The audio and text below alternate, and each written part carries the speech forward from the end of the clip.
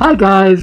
This video is called the 10 things that all half Asians know to be true but don't want to admit. You might be wondering why I'm wearing this mask. This is because I am saying some very naughty things that might get my family in trouble, so if being told the truth is somehow offensive, then you might want to close the video. Great! Let's get started! Number 1. What are you? We're all used to this question, but we're also used to the next comment that comes up. Oh, your dad is the white one, right? Wow! How'd you figure that one out? It's just a little bit weird that it's almost completely uniformly unbalanced in the favor of white men, Asian women. It's so much fun being the son of a fetish couple, especially when I look Asian. Awkward! In fact, you might look around you and notice almost all your friends have white fathers. Why? Are white men superior? Do Asian women love white men and Western features? You betcha! But that means that it's a coin toss when it comes to the children. And one thing you don't want to be is the half-Asian son of an Asian woman who loves white men.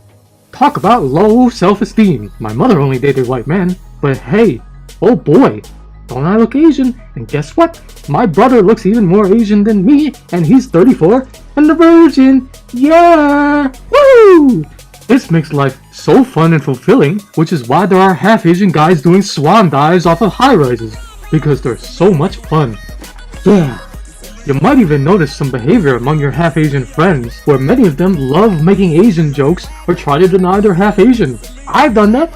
Why is this? Well, it's because we all know that being an Asian person in the Western world is essentially a death sentence for your social life. And it makes no sense to take pride in being Asian when Asian women like our mothers are desperately trying to marry out of it. Yep!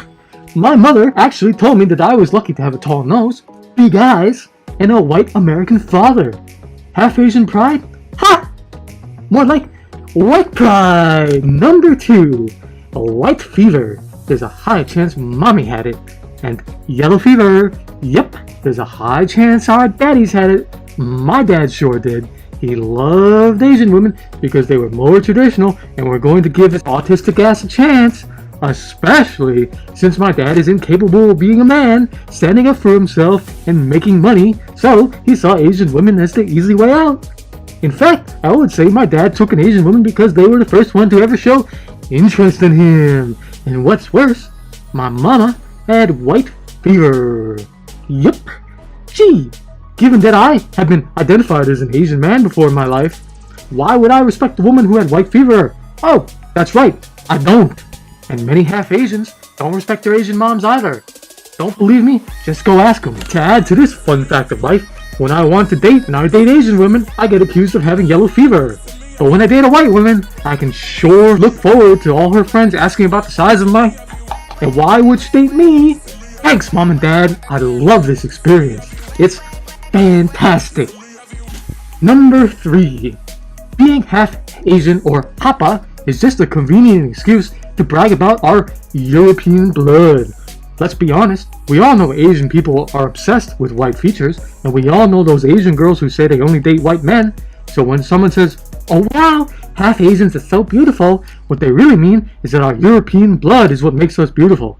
You almost never hear white people talking about beautiful half Asians.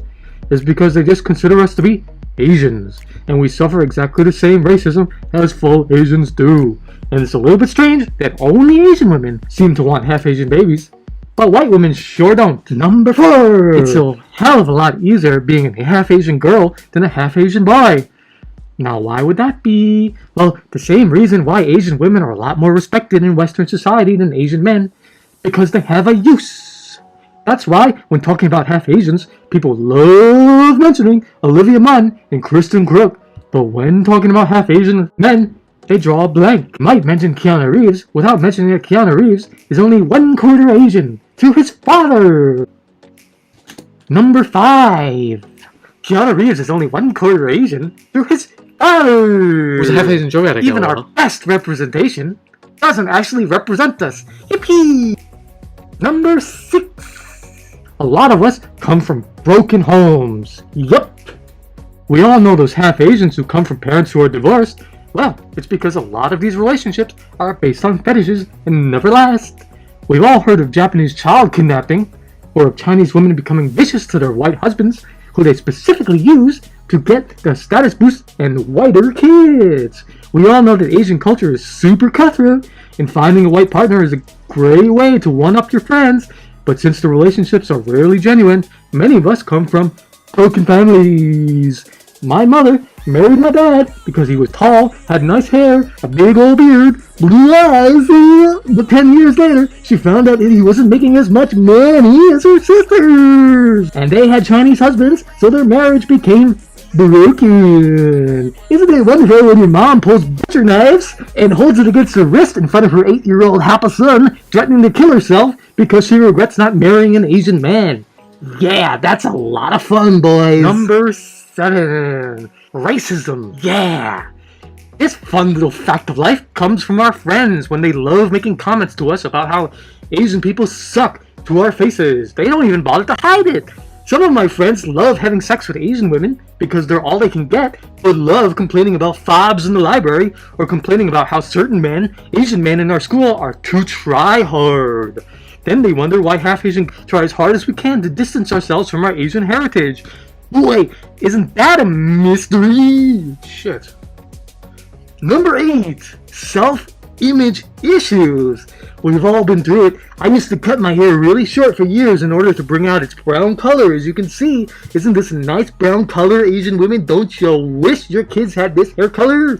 I even lost a ton of weight in order to bring out my cheekbones because I thought it would make me look more white and make people stop saying, "You look kinda Asian." I even considered dyeing my hair so that I could avoid those Asian girls who said, "I only date white guys." Some half Asians even undergo surgery or extensive body modification to look whiter. Some even undergo life surgery. Number 9. Those microaggressions from Asian girls. Boy, those are super fun. I really love that. I love it when I walk down the street past an Asian girl and her reaction is either one of two things: a scowl and a look of disgust, since I have Asian features and she's one of those girls who only dates white men. Or better yet, when I walk past an Asian girl and her white boyfriend and she smirks knowing that this is what they can create. Fun! And then I love going home and seeing the pictures of my parents and thinking, boy, they must have been one of these couples 20 years ago. Boy, what a way to inspire trust. Number 9. Rejection from full Asian. What the didn't I? Oh man, talk about an amazing experience. This is some great fun. I love it when I go to a Chinese restaurant and order food that I've been eating since I was an infant and they look at me like I'm crazy.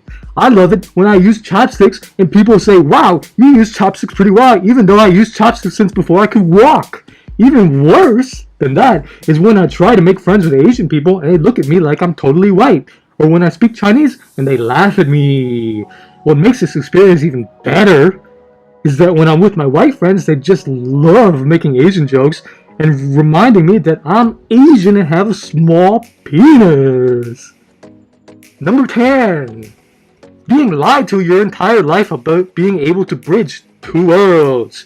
In fact, whenever I want to learn more about being half Asian, I just get hit with the "all half Asians are so beautiful." Then, when I get told that I'm not good enough because I'm Asian, my white father, being so experienced in this matter, tells me that it's all in my head.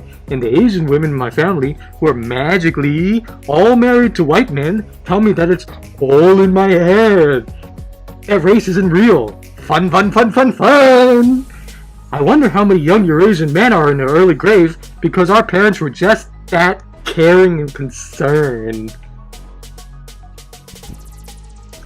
Someone should tell the US Department of Health that statistics on half Asian mental health are a total lie. Boy, I wonder who made up that lie. But in all seriousness, if you think it's a good idea to have children according to a fetish, and you want to ignore the long legacy of racism in the Western world, and you want to hoist all of your racial baggage and your fetish baggage onto your children, I highly recommend you review your life choices before you want to go down this path. I owe it to my brother, I owe it to my old self, and I owe it to all the Eurasians out there who have killed themselves, who have doubted themselves, who have went through periods of self-hatred. I owe it to them to speak up and say enough is enough. By the way, this entire video is not my real voice. This is my real voice. I talk like Batman. Number 2. White fever. There's a high chance mommy had it. Yellow fever. God damn it. Number 2. White fever. There's a high chance mommy had it. And yellow fever. Yep, there's a high chance daddy had it. My dad sure did.